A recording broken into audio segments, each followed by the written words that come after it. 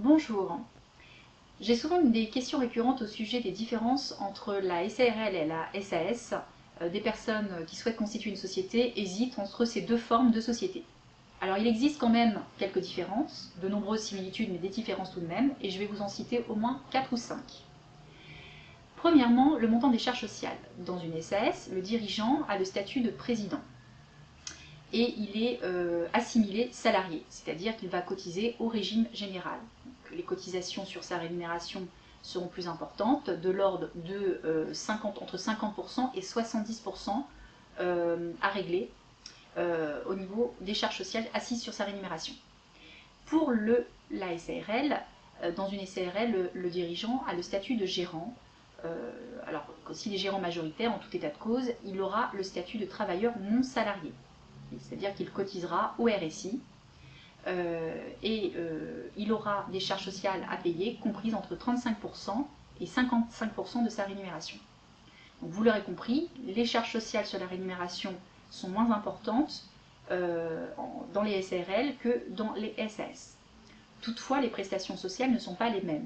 Et j'en arrive à mon deuxième point, puisque le montant des cotisations retraite et des prestations retraite ne sont pas les mêmes selon qu'on est président de SAS ou gérant majoritaire de SARL. En effet, le président d'une SAS cotise aux mêmes caisses que les caisses des salariés, donc au régime général.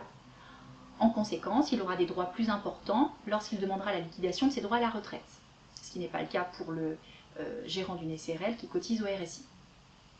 Autre point notable au niveau des dividendes, au niveau de la taxation sur les dividendes perçus par le gérant d'une SARL sont soumis à cotisation sociale à hauteur de 40% pour les dividendes qui dépassent 10% du capital.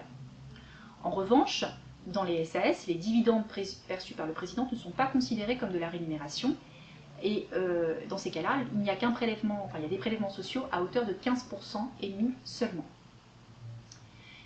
Quatrième point notable au sujet du conjoint collaborateur.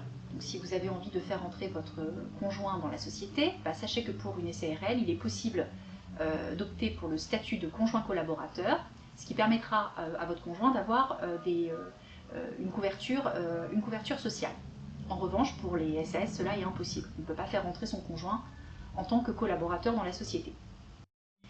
Enfin, pour l'assurance chômage, il n'y a aucune différence entre les deux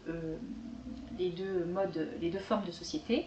Que vous soyez président de SAS ou gérant de SARL, vous n'avez le droit à aucune prestation chômage, sauf si vous bénéficiez d'un contrat de travail en parallèle de vos fonctions de dirigeant. Sauf que pour bénéficier d'un contrat de travail, il faut établir l'existence d'un lien de subordination. Voilà, donc il s'agissait des grands points de comparaison entre les SARL et les SAS, et j'espère en tout cas que selon vos objectifs, vous pourrez plus facilement choisir entre l'une ou l'autre des formes de société. Merci de votre attention.